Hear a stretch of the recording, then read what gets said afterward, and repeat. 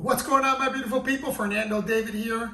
In my last video, I discussed the importance of having systems, processes, and automation for your short-term rental business.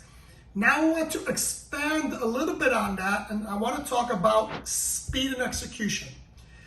And the reason I want to talk especially about speed is because you do not ever want to compromise speed if you want to scale your business exponentially. It's extremely important that speed play a big role within your business, because it's just going to help you be more profitable. And if you want to grow, it's going to help you grow quickly.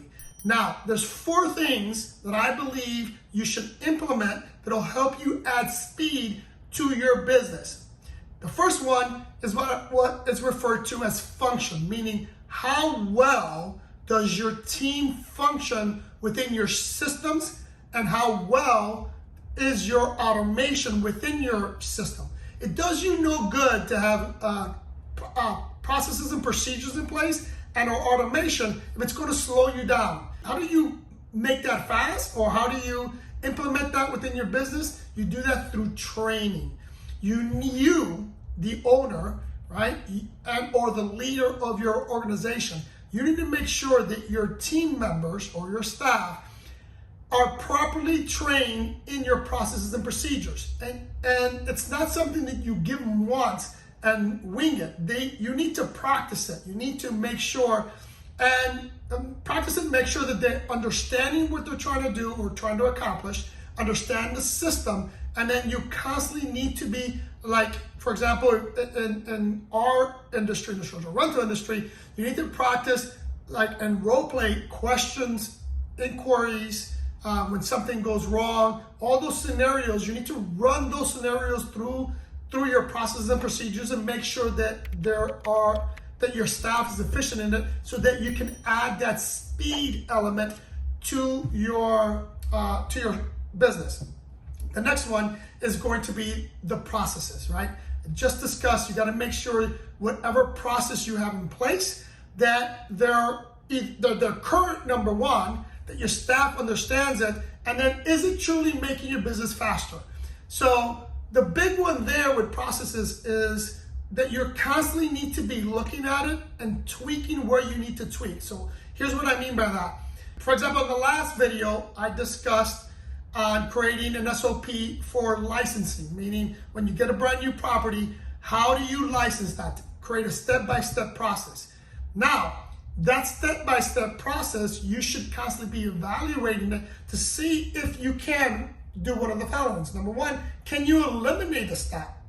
Number two, has there been a change within a city, a county, or a state and the licensing requirements? Do they still require the same number of things within your processes?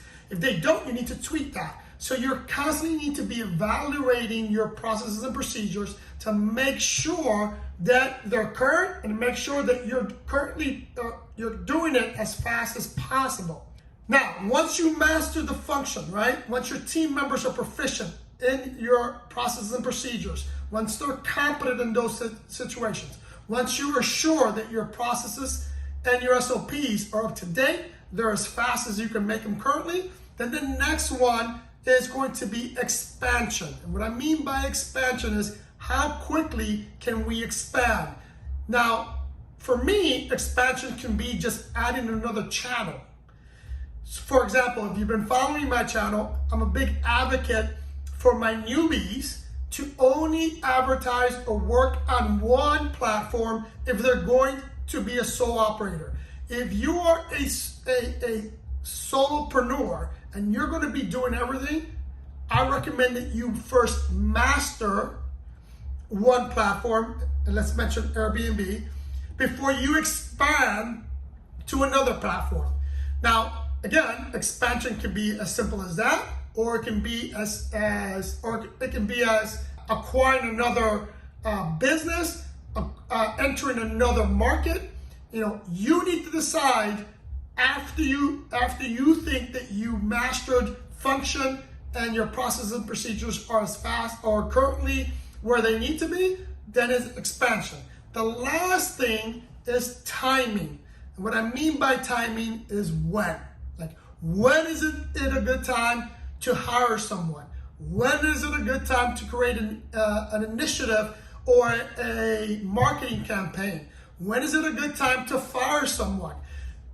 Timing, if you get the timing right, that action or that initiative or whatever it is you're trying to time, if you get it right, it's going to have a big impact in your business. Hope this information was useful. If it was, do me a big favor, hit the like button. If you haven't subscribed, subscribe to the channel. Follow me on Instagram. Love you guys, and I'll see you in the next one.